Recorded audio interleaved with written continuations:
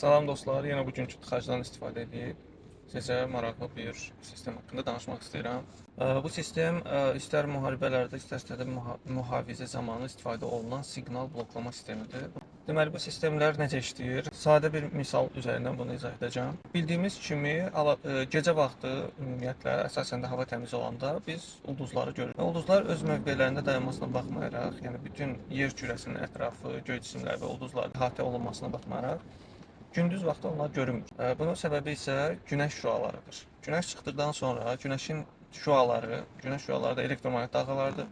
Yəni günəşin yaydığı elektromaqnit dalğaları ulduzlardan gələn elektromaqnit dalğalarından çox olduğuna görə, yəni işıqlıq oradakı işıqlıqdan çox olduğuna görə günəşin işığı həmin ulduzların işığını bağlayır. Yəni biz o ulduzların işığı gəlib günəşin işığı içərisində yox olur. Siqnal bloklama sistemində də qayda eynidir. Məsələn, istifadə olunan GPS tezliyi, istifadə olunan idarə etmə tezliyi nə qədərdirsə, həmin tezliyə uyğun və daha yüksək vatlı tezliklərdən istifadə etməklə idarə etmə siqnalları bloklanır.